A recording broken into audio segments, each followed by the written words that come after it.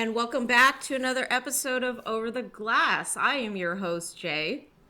And I'm Nessa. I'm back this week. I needed to take a break last week, mental health stuff.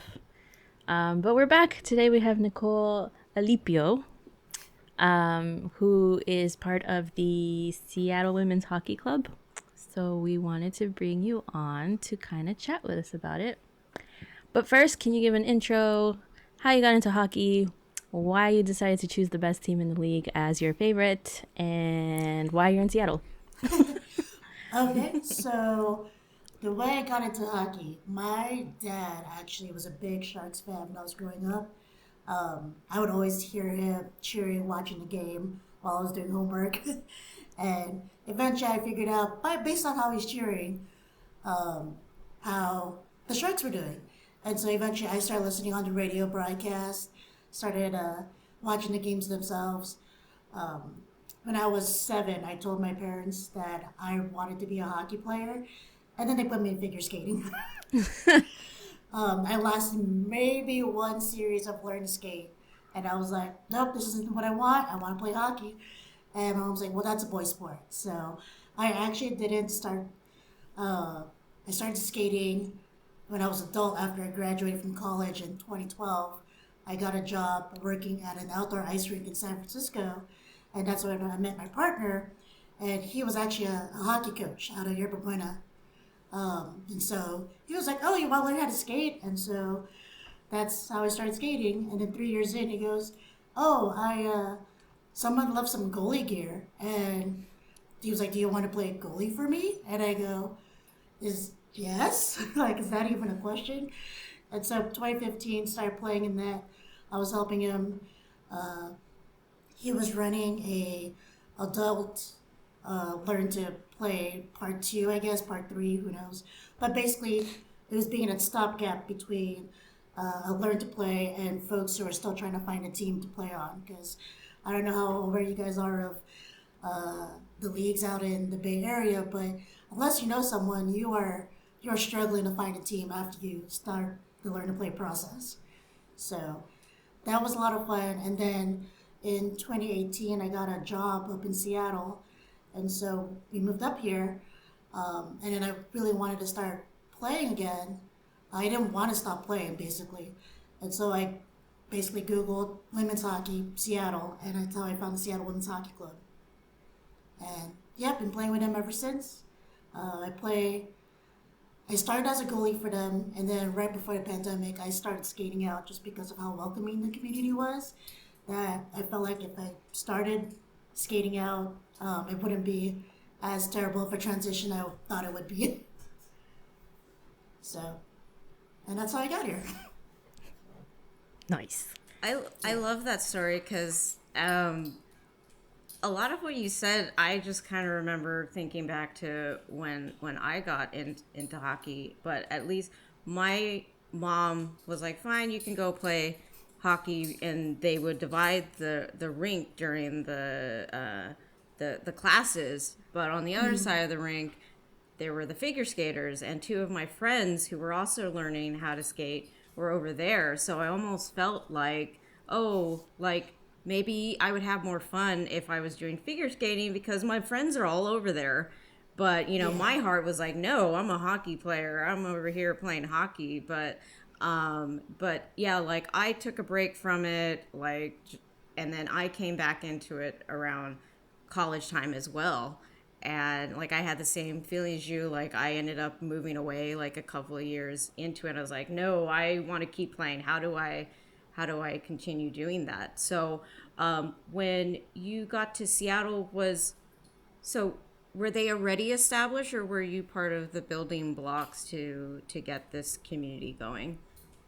They were already established. From my understanding, they've been around since at least the 80s, starting off as like a small team that would just go to tournaments and eventually growing from that one team to what we have now is 14 teams with four different divisions that cater from folks who just learned how to play or never played before to folks who played in college. So it's been really fun watching the club grow in the last almost 4 years I've been with the program.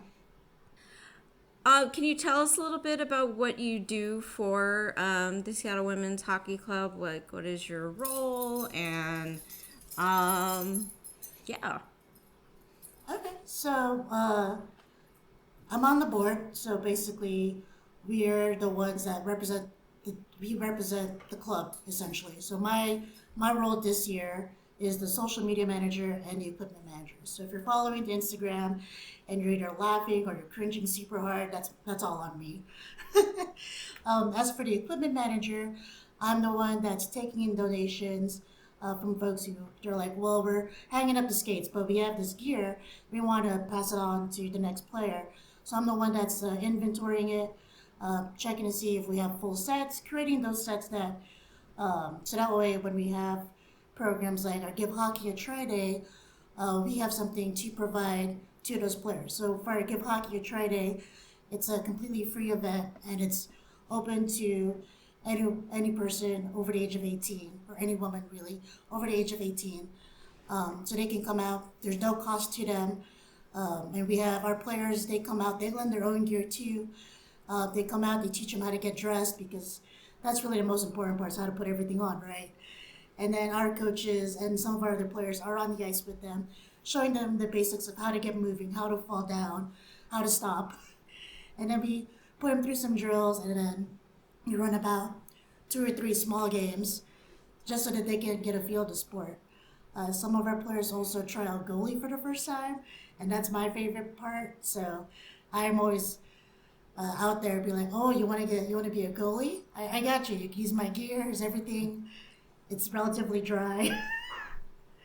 And so, yeah. So I also help with the rental program too. We started that we had a pilot program last year where folks who weren't ready to commit to that full cost of buying all that gear, we have a gear rental program where folks can go and rent the gear directly from us. The only thing we ask that they get for themselves are skates, just because it's a fitting issue, and a helmet, just because a lot of our helmets I don't think meet X certification, and so we don't want to risk anyone falling down and knocking around their brain because this is just for recreational. None of us are going pro at this point.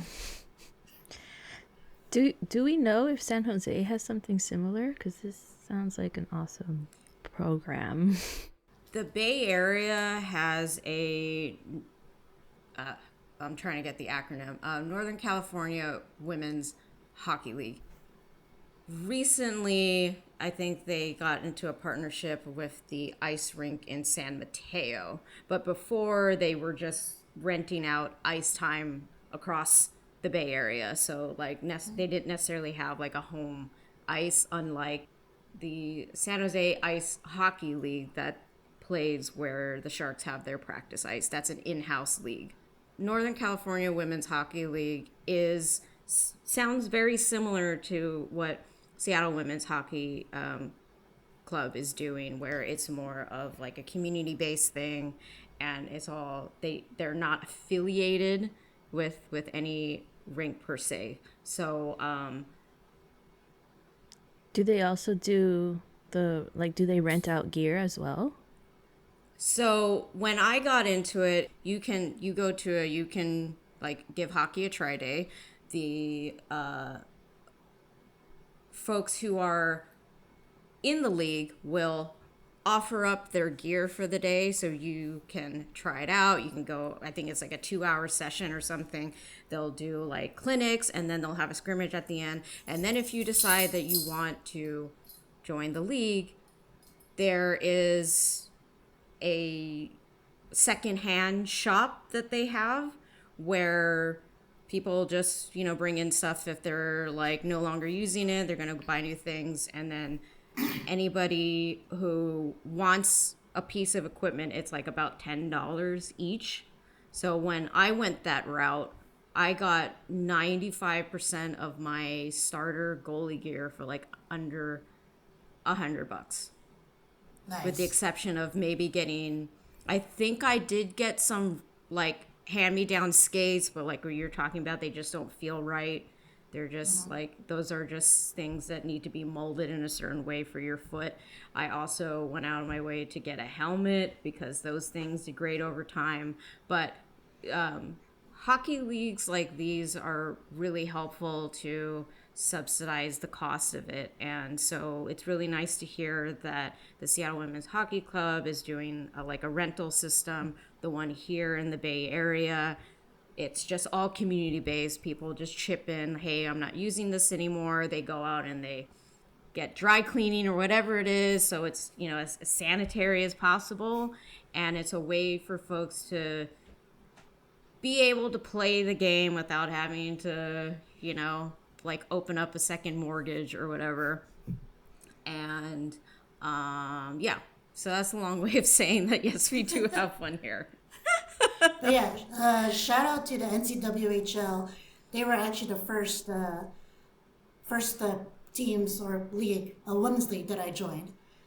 So learning to play with those ladies, it really gave me that sense of community and made me realize, like, yes, women can do this. This is exciting. Because before that, I was just playing co-ed and I was the only girl on my team.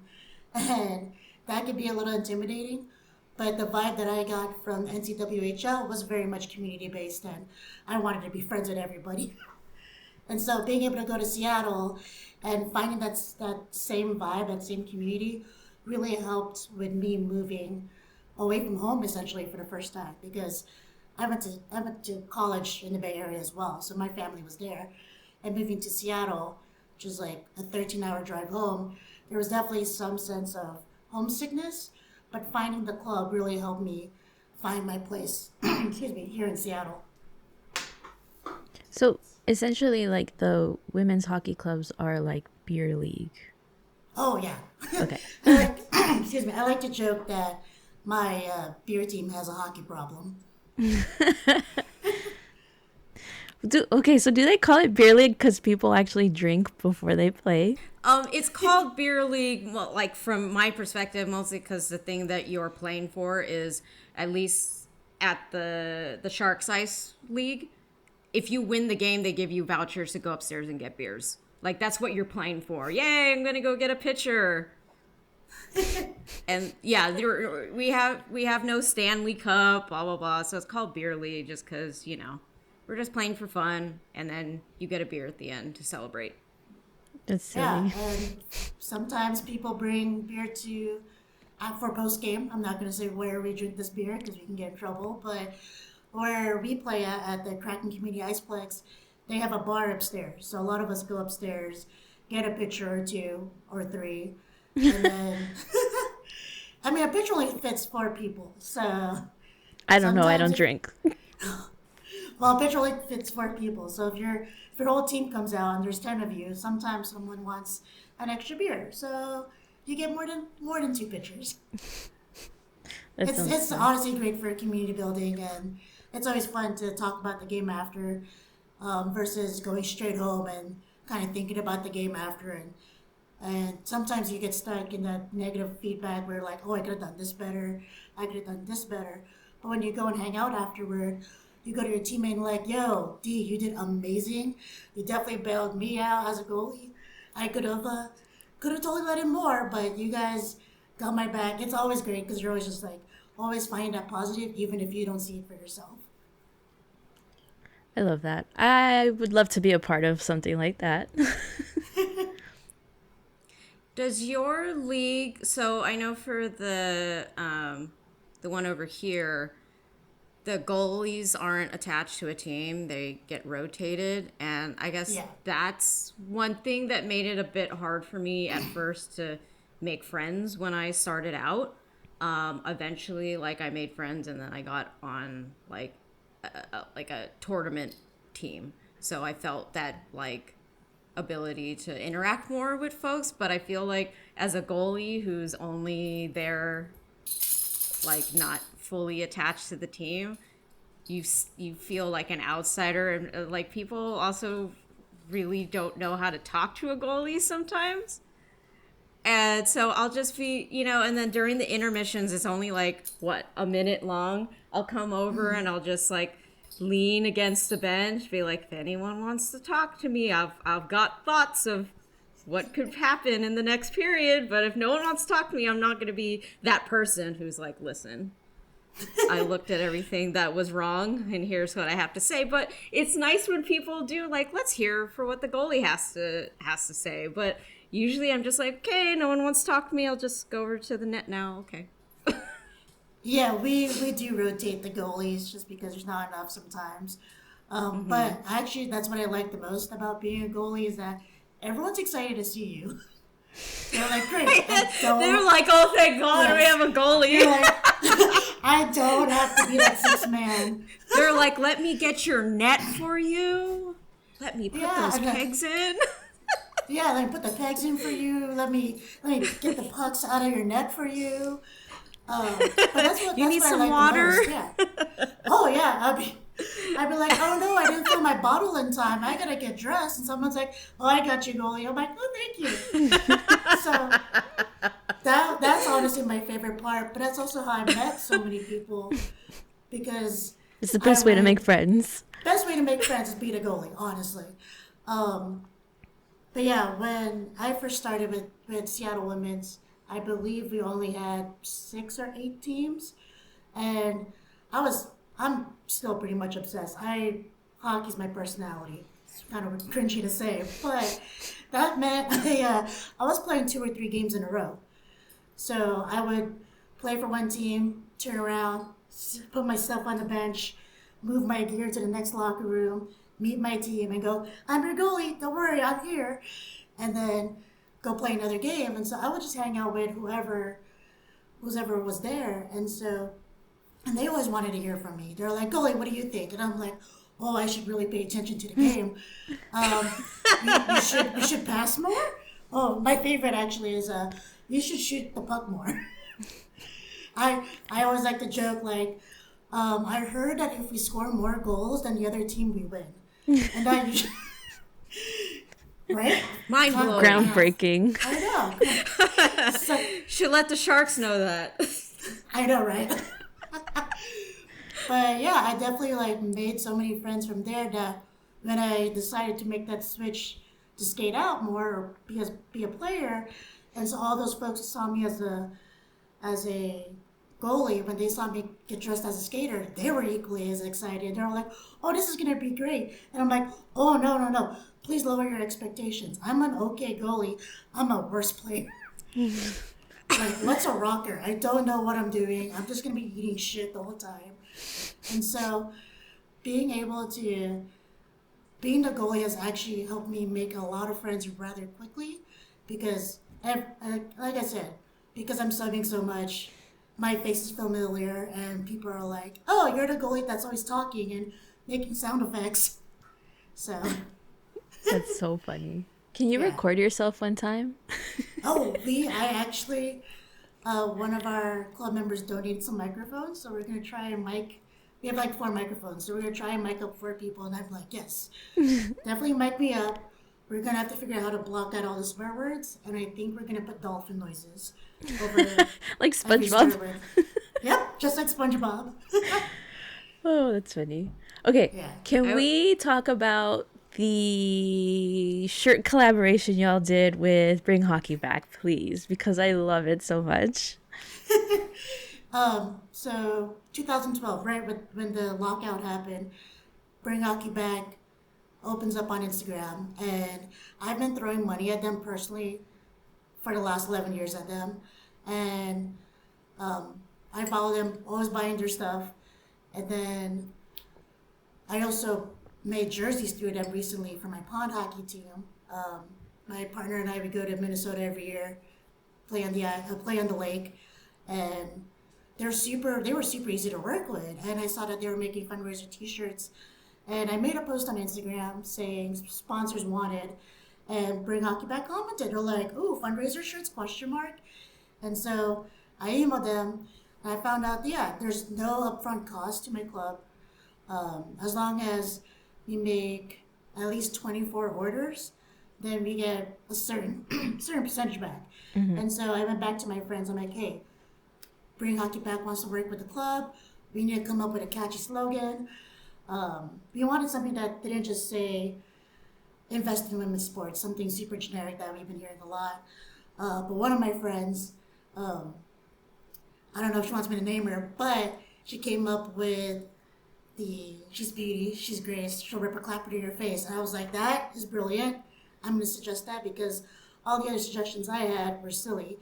Um, Prior to that, she had also just suggested um, clapping cheeks and clapping shots since 1989. I think that was one of our slogans, and I'm like, can we really say that? Because I also want kids to be able to wear these.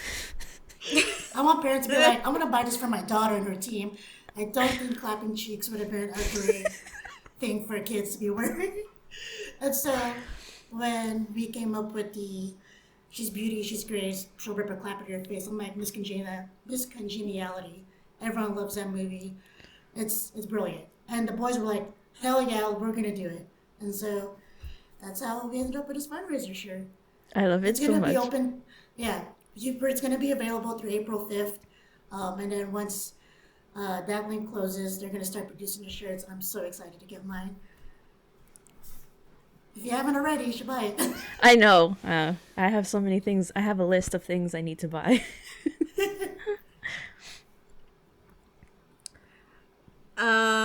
Should we get into some Sharks Kraken talk?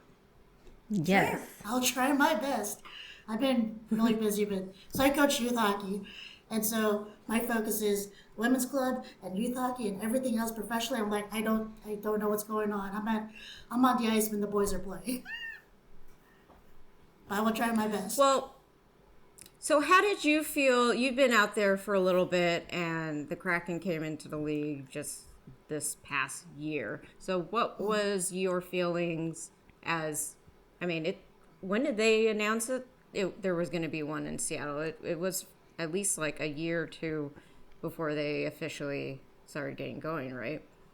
I think, if I recall correctly, they announced it officially right as I moved up here in 2018. So you brought the Kraken to Seattle. Maybe. I may have brought professional hockey. You're like, well, I don't want to take full credit. I was like, but now I gotta go root for Vancouver? I mean, I guess. I know. I lived there, and I was like, maybe there'll be a team I follow. No. It didn't happen that way. I definitely have to say that being so close to the border, I did take advantage of going up there while the Sharks were playing, and somehow ended up on the broadcast. I was like, whoa, I've gone to Sharks games since I was 15 with my best friend, and it was the first time that either of us had ended up on the broadcast. Because she flew up to Seattle, and then we drove up to Vancouver to watch the game, and so that was a fun experience. They won, so it was great. Always great when they win. Well, maybe not this season because we're rooting for something else. Do it for Connor. I know. Yeah, well, so I went to the game last night, and obviously they lost, and I was like, yay, we want Bedard. We want Bedard. It would have been nice for them to have a win for Pride Night, but I don't have high expectations at this point. Yeah, I mean, we're rebuilding. I don't think I've ever emotionally recovered from Pavs leaving, so it's okay. It's okay for me. We saw that the Kraken also did a Pride Night last week, and it seemed pretty cute. I loved the design that the artist did, but I didn't see much about any events that they did either before or throughout the evening or anything. Did you attend by chance, or do you know anything about anything they did? I didn't attend, but I do know that they work closely with Sea Pride Hockey Association, and so I think a lot of their efforts are going to go towards that. So honestly, I'm just, again, having a very low bar for things right now. I'm just glad they wore their jerseys. Yeah. Well, yeah, and none of them sat out for that, right? No. What I really like about the Kraken as an organization is that they really are committed to embracing the diversity that is Seattle. They work with local artists to create those jerseys, and those artists get that spotlight, and it's great to see. And they're really committed to embracing the fact that they are on native land. So Yeah. it's it's really nice to see. Being from California, I never really got that exposure to native culture, which is crazy to say because I lived in Fremont, which is a Ohlone culture, Ohlone land, and that that blew my mind. Just being like, oh, we're working with Muckleshoot, the Muckleshoot tribe. They're going to be that ad for next season, and they're really committed to the diversity, and it's really refreshing to see from a team like the Kraken in a sport where it has been predominantly white male. So. Yeah. Yeah, it's interesting because I haven't really seen too many other teams acknowledging native or like the indigenous folk within the sport, or like acknowledging that we are on native land. I wish the Sharks would do it because like the Bay Area in general is Ohlone territory. Like the city I live in, one of the elementary schools is called Ohlone. But that's Yeah. as far It's as we the go. Loney Community College in Fremont. Yeah, Yeah. I did a class in there in the summer. I was like, how are we not acknowledging that? Like, it's Like I didn't stolen even land. know that that was the name of anything related to indigenous people. And it's funny that you bring up Fremont because I my childhood was in Newark. Oh wait, my parents are there. Yeah. Hey,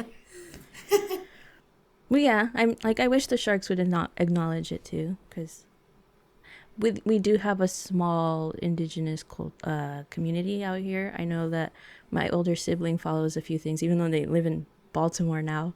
They still follow a few things. Like there are events that happen in Oakland and Berkeley all the time, you know. And it would be oh cool if that's cool. yeah, if the Sharks would reach out and like do something. Like it's frustrating in a sense. Like the Sharks are doing a pretty good job compared to other teams in the league when it comes to diversity, inclusivity, and stuff, right? But when you get a taste of it, there's always like you want more because you want everybody to enjoy this sport that you love so much. And I just wish that they would reach out more to the greater Bay Area instead of like being more local or like focused in South Bay, you know? Yeah, especially because the Sharks have been around for a while. Yeah. I feel like teams are starting to highlight marginalized communities. I mean, they're not doing it nearly as much as we want them to, and it shouldn't be anything new. But things that we'll talk about a little bit later in regards to how the Sharks handled Pride Night, like I definitely want to acknowledge that they did more than I thought they were going to. Like, you know, as a team that you follow and you root for, it's hard to just put in your support blindly, especially when you've been disappointed year after year, just in general, not specifically for the team. There's obviously been some things that the teams that we do love across, you know, all sports platforms that you're just like, oh my God, why did you do that?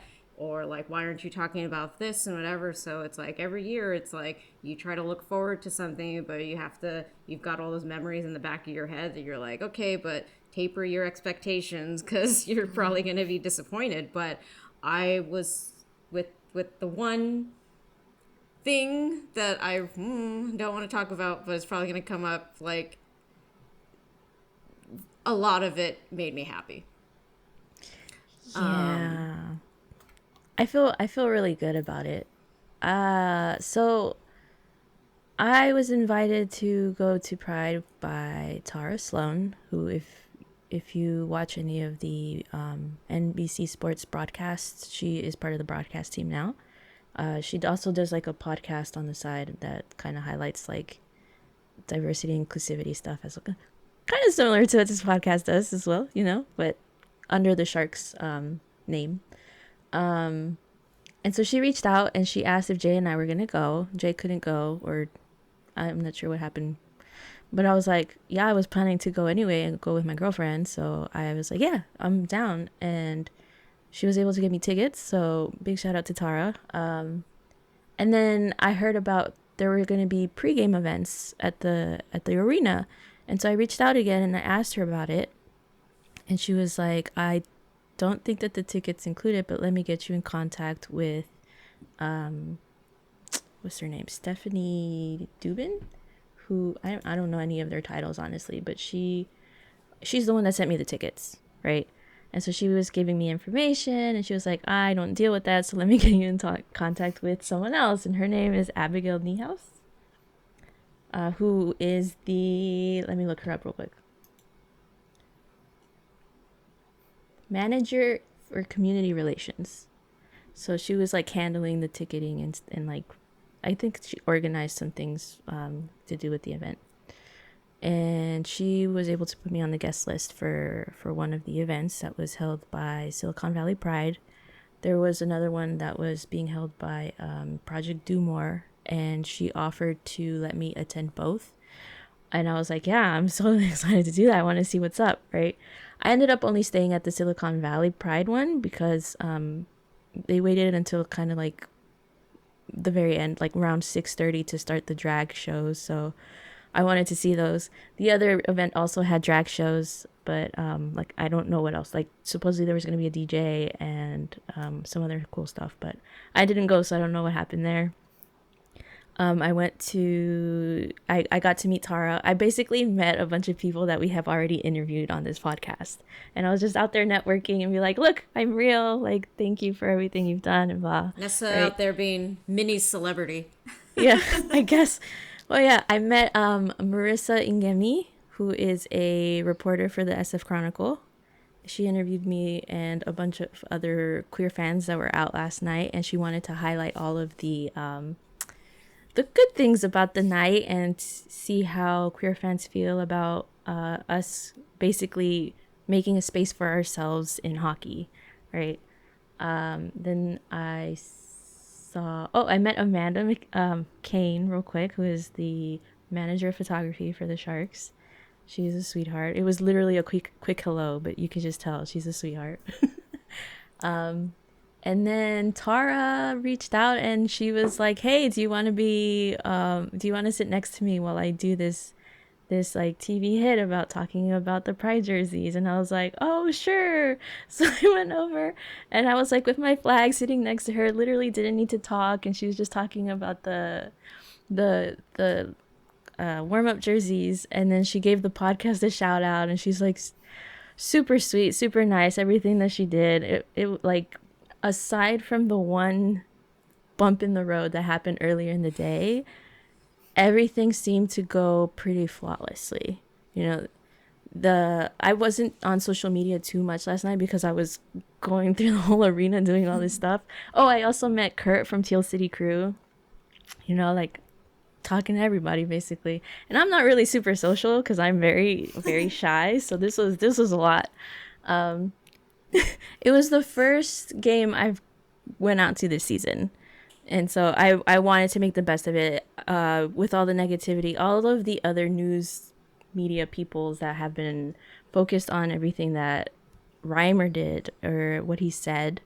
I wanted to focus on all the positives that the Sharks were doing. And like, oh yeah, I remember. So I wasn't on social media too much because of everything I was doing. So I didn't see until later last night that during the game, the Sharks admin was posting facts about the LGBTQ community and like basically just letting people know like the struggles that we go through, right? Like statistically, this is what trans youth are going through, or what people see as gender identity, or like, you know, it seemed really, really cool and very well thought out. And it was really nice to see because it really did seem like they put in a lot of genuine effort compared to anything any other team has done this year. Sharky too. Sharky too. Oh my god, he's so funny. He went to the drag show thing too, and he was just taking pictures. God. He's so silly. That's my piece. I guess I want to also tie this back into the experience that you have with the Seattle Kraken and how events like this, with Pride Nights, with Indigenous people, with anything that highlights marginalized communities. Can you kind of give us your perspective of like why these are so important for you?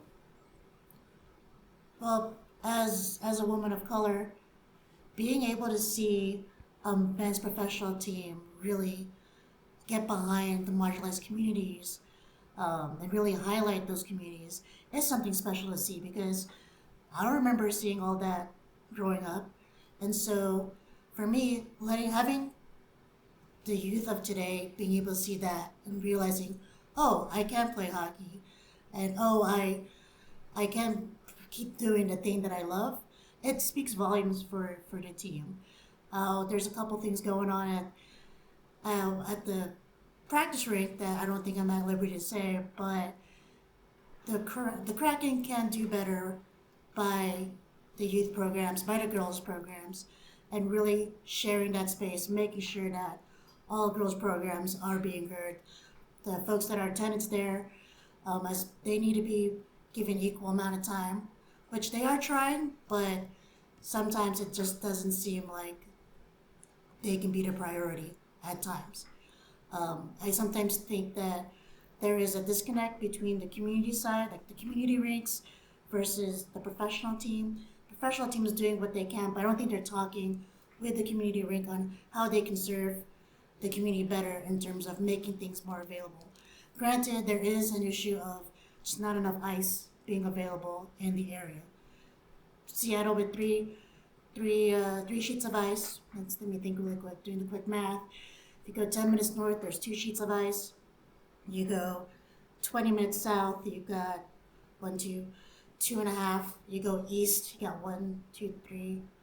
It's not a lot, and there's so much travel time in between these rinks. Like if you go play hockey in the Bay Area without traffic, you could probably hit all the major rinks within an hour. But let's not talk about Bay Area traffic. But with Seattle, you still gotta cross bridges. Sometimes you gotta cross ferries just to get to rinks to play. I think the Kraken can do what the Sharks are doing and build more rinks in the area, just so that they are giving that space and time for those communities that they want to serve.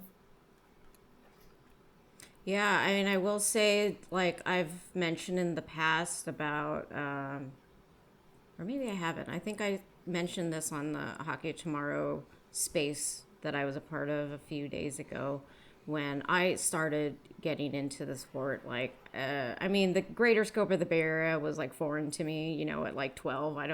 I think Fremont is huge, like, wow, it's like so big. I don't know what's beyond these walls.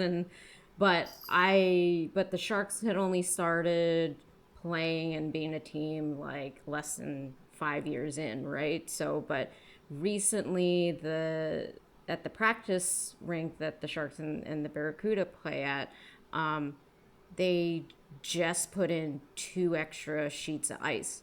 And already, like, even before that, like, I mean, beer league games were like the last time you could play was like at 11:15, and it's just beyond ridiculous. But it's like there's no other ice time. Like, I remember someone telling me that the rink is only like quote unquote closed for like 5 hours, and that's just to clean up, that's to do anything else that you can't really do when people are in and out of the doors, and then they open back up again at like 5 or 6 for the private sessions, or like the private ice for the figure skaters and stuff. So that rink is like heavily used, but the sport and the community is growing so much, given huge help from the fact that there is a professional team. And now you had the Barracuda coming in, and they didn't have a rink that they needed to play at. So I mean, hopefully with the Kraken, we can see you guys'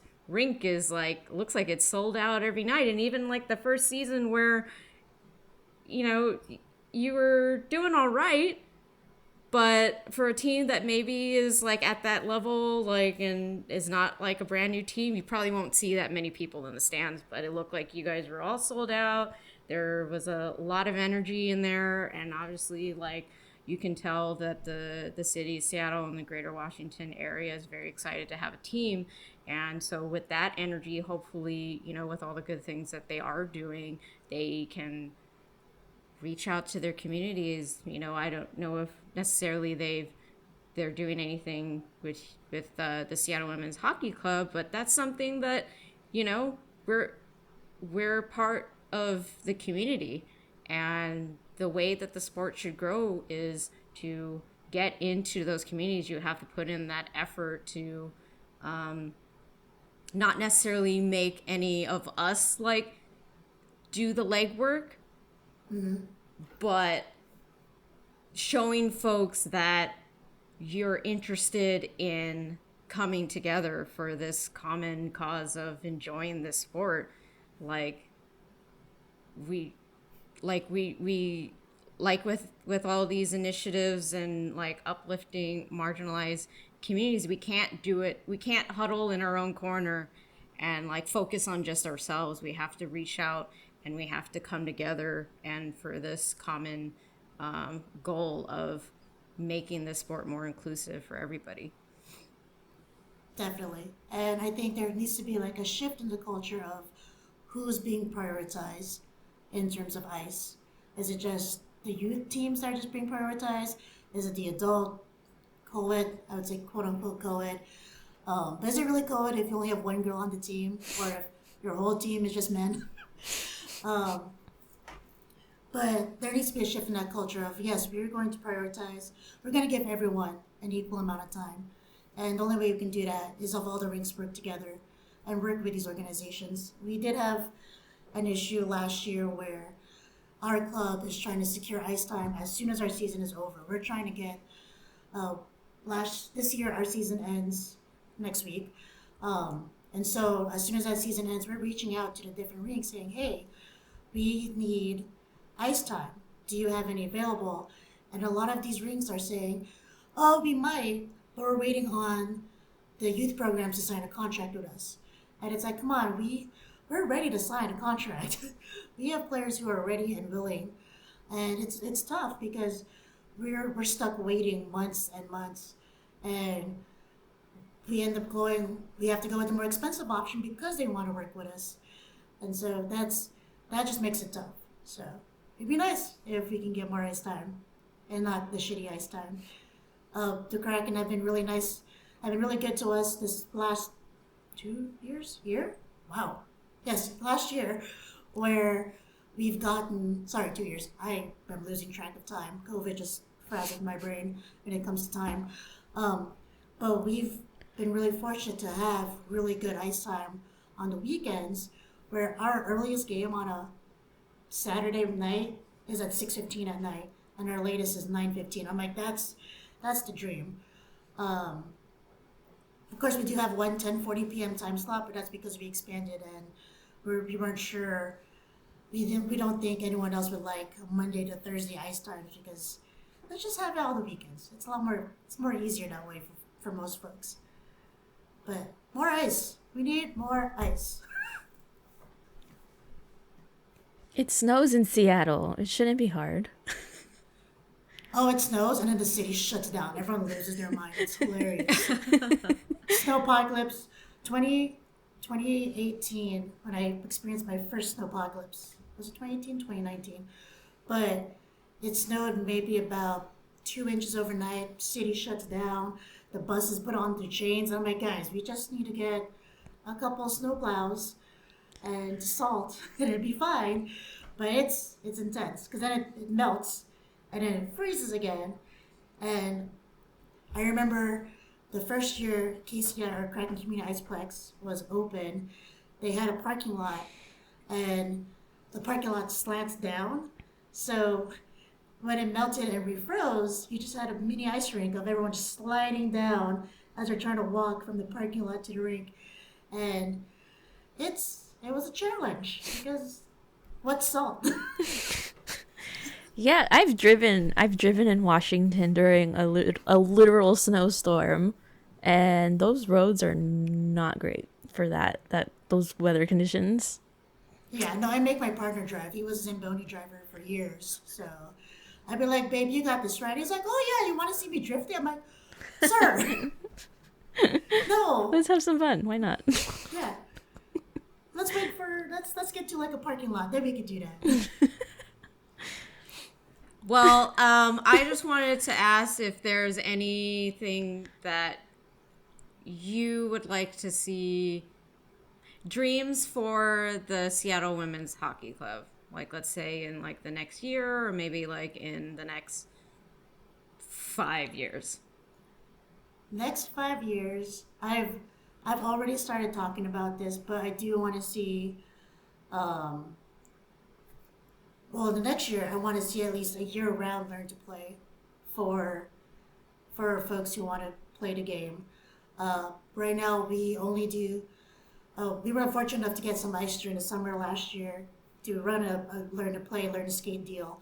I want that to be a year-round thing because there's always people moving to Seattle who want to uh, learn the game, but their only option is to do a go and learn to play. And for some folks, it's a little tough because you get a lot of tryhards who think they want to be the best thing and they're skating super hard, they're skating towards the board super hard, they don't know how to stop. And so if That's you got me. someone like me, yeah, if you got someone like me that's 5'2", going up a dude that's like 6'3", who doesn't know how to stop, I'm gonna be a not as aggressive as I think I would be versus when I'm playing with someone who's like a similar size to me. I'm more comfortable playing at a level and speed that I'm more comfortable at, just because I know if I if I bump up with a guy who's 6'8", 6'3", 6'8", but 6'3", that's like me running into a Mack truck. If I bump up next to a person who's also 5'2", 5'3", that's like bumper cars basically for us, and I'm not gonna come out with a concussion.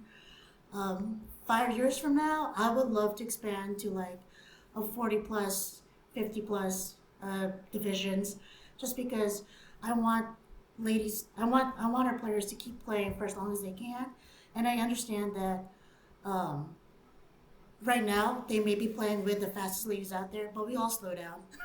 I don't want someone to have to quit because they can't keep up and they have to drop down a division, but they still play like they're in their 20s, but everyone else that they're playing with, they're still learning the game or they're not as skilled. I don't want them to get frustrated and decide to hang them up. I want them to keep playing for as long as they want to with us. So that would be really cool. And then more ice time for us in general. Just give us more ice, please. We have money most of the time. We have the money to pay for ice time. Let us work with you.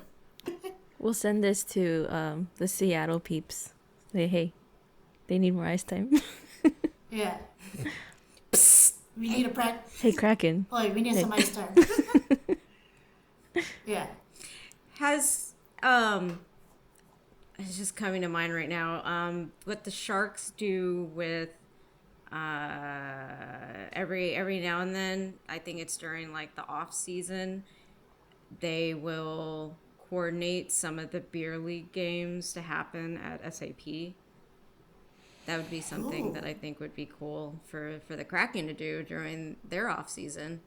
I've gotten to play it at the Shark Tank once, and it's like insane. Those benches are really high. Yes. I practiced jumping off of them, and I went no when trying to jump back over them I know. because It's it a would lot just of look stretching. really sad.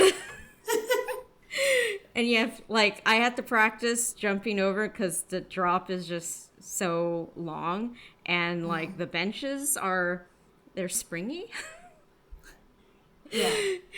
And but like it's just being able to just kind of like it's another fan experience for someone who loves the sport, and then if you're playing it and you're a fan of the local team, like I think it's just a great opportunity for the teams to offer that ice time. I don't know if they directly do it since like the league is part of the same facility that the Sharks play at. I don't know the extent of that, but whatever the case may be, I think that would be cool for like the Kraken to maybe reach out. Like I know they've done it for the women's hockey league up in here. So you know, if there's any officials from the Kraken who listen to this podcast, you know, just a suggestion. You can definitely credit me for that suggestion when you use it. So the Kraken are doing something like that. So I also play Nice. on the co-ed team, on the co-ed league as well, and they sent out an email recently where if you pay, I think it's $1,000 per person. This is to like support their One Roof Foundation. Yeah, it's a lot of money. And No, I didn't know- none of yeah, I this know. paying for it stuff. No. Right? I was like, I would love to, but I don't make that kind of money. Some of my teammates might, and they can go ahead and do that. And I'll cheer for I'll cheer for them. Like I know the Sharks do a thing where it's like be a shark for the day, where they give you I like Oh, I remember yeah. Brody Brazil did it forever ago, so that maybe Yeah. that's what they're. Yeah, no, none of that. That's not what I'm talking Yeah. about. I'm just Yeah, the saying, camp, like, yeah. you're not using this rink right now. Just let the local hockey league get an opportunity to be like, wow, this is so cool. This is where the Sharks play, and I get to, you know, and that ice is real nice. I wonder why. Probably a little, It better probably be. a little too nice that you're like, no, I'm used to like, I mean, okay, not to say that the practice rink doesn't have good ice, and I've been on pretty crappy ice before, but it's like when it's real good, you're like, whoa, whoa, whoa, whoa, like I can't skate. It's just too much like butter. Like you're almost like, I don't know how to play on nice ice. It's like nice, solid, firm ice that's not cracking under you. It's just they take such good care of it. There's no little like chips in it, you know, like when they come out on the ice and they do the water bottle to like smooth it out. Like, yeah, like when you're on ice that isn't maintained as well, it's like your body just has to like deal with being like Yeah. whatever. Have you But ever- like there, Have you ever skated at Belmont? Did you ever that's skate exactly at what Belmont? I'm thinking of when I'm mentioning. Well, you know, It's Belmont's- so bad. Belmont is closed. We could talk some smack about Belmont. But I was also Yes, let's not. yeah. I appreciate ice time. I appreciate ice time. But Belmont doesn't exist anymore, so Yeah. but I was also a figure skaters rink, so they were chopping up that Ooh, ice those figure all the skaters. time. Those You and toe your toe picks. picks. All right. Well, thank you so much, Nicole, for coming on and letting us know about all the great things that Seattle Women's Hockey Club is doing out there, a little bit of the Kraken and your thoughts and feelings about them and the Sharks. And with that, I am your host, Jay. I'm Nessa. Thanks for joining us. Thanks, guys. Take care, Appreciate it. everybody. Bye. Go Sharks!